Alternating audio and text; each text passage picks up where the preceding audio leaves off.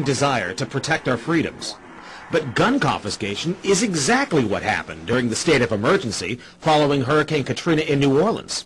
U.S. troops also arrived, something far easier to do even now thanks to last year's elimination of the 1878 Posse Comitatus Act. That forbid U.S. troops from policing on American soil. If martial law were enacted here at home, public fears and quelling dissent would be critical. And that's exactly what the Clergy Response Team, as it's called, helped accomplish in New Orleans.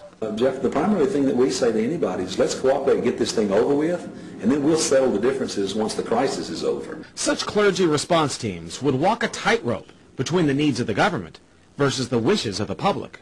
In a lot of cases, these clergy would already be known in the neighborhoods in which they're helping to defuse that situation. For the clergy, one of the biggest tools that they will have in helping calm the public down or obey the law is the Bible itself, specifically Romans 13. Because the government is established by the Lord, you know, and that's what we believe in the Christian faith. That's what's stated in the Scripture. They prepare their flocks like sheep to the slaughter for gun confiscation, forced inoculation, and they tell them that it is a blessing to have their families broken up and put into FEMA camps.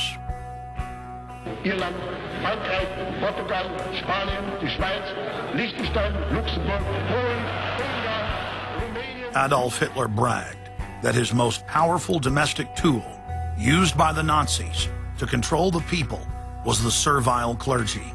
And his favorite Bible verse was Romans 13. Render unto Caesar.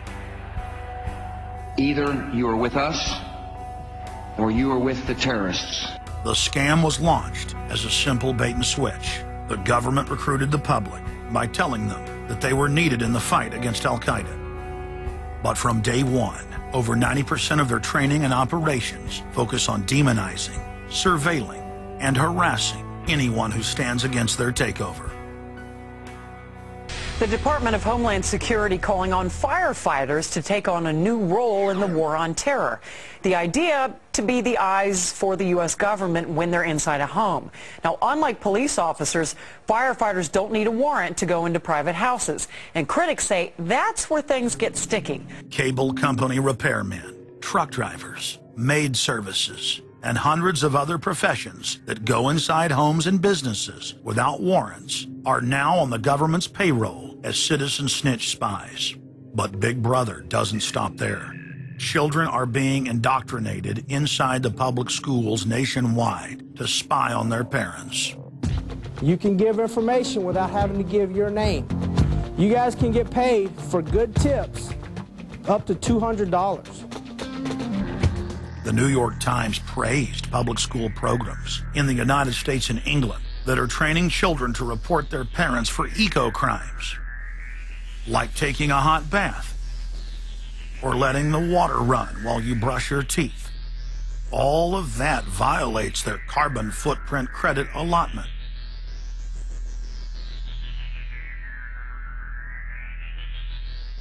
Check it out, check it out. And that's where we come in. We're the carbon cops and we're on the lookout for energy wasters. Our job is to get all Australian households to cut their carbon emissions. So Carbon Cops is a program that looked at energy use in a domestic sense. We went into people's houses and got them to reduce their energy use by 50%.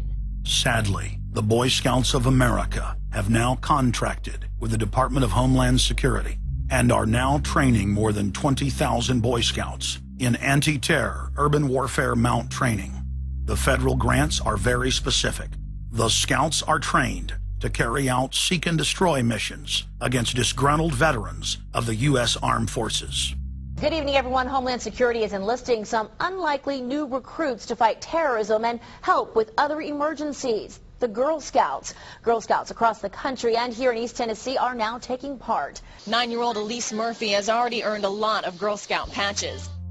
And now, every member of the 3.4 million Girl Scouts of America is now being trained by the Federal Emergency Management Agency to aid and support Homeland Security in disaster and anti-terror operations. One of the things that if you talk to our generals, they are desperate for is a civilian counterpart to our military forces. Everybody somewhere between the ages of 18 and 25 will serve 3 months of basic training and understanding in a kind of civil defense. So is this compulsory then?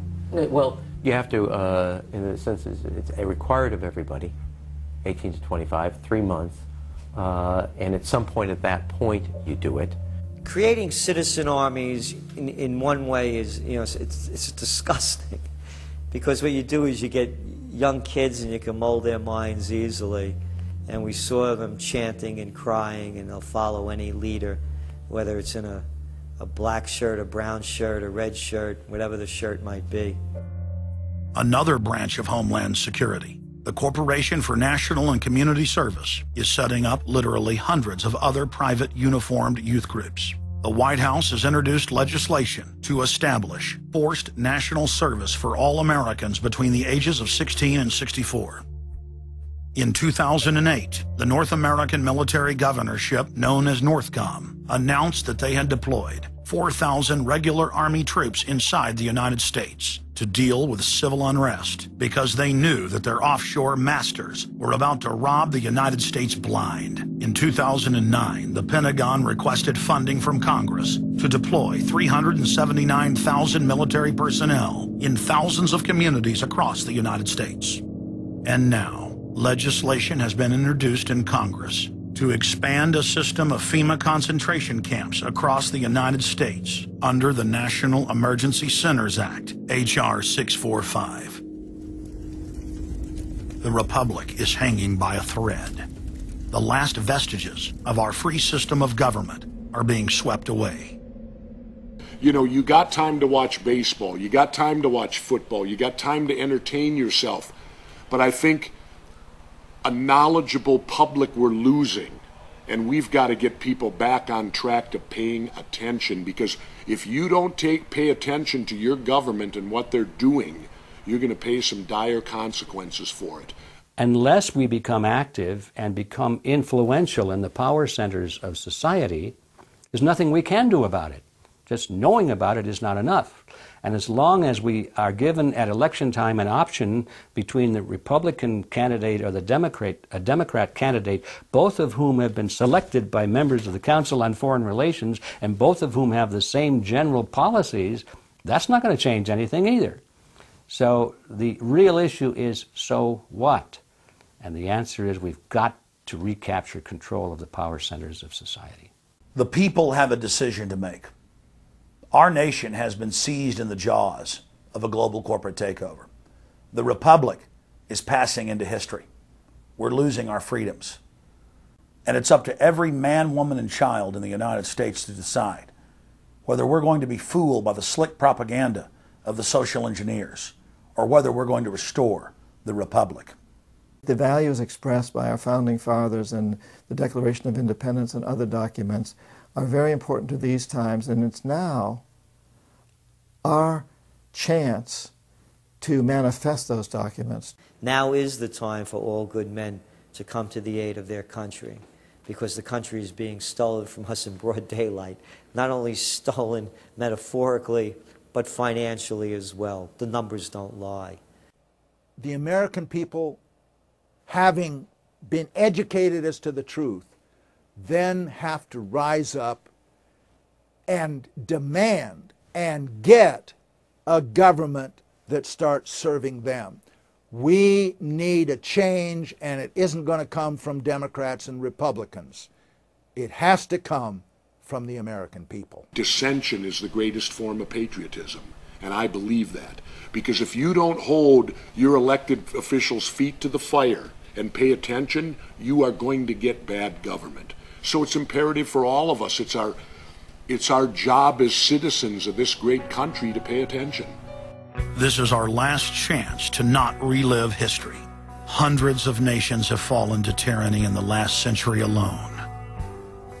America is a prize coveted by the despotic megacorporations that now dominate our planet. If their world government is truly to rise, freedom and the republic for which it stands must fall. Now is the time for all good men and women to come to the aid of their country. One of the greatest events in history is taking place before our very eyes. For many generations into the future, our progeny will look back on this time as either a place where humanity rose to the challenge and made a stand against the forces of darkness, or as a time when the planet fell into the grip of a merciless high-tech tyranny.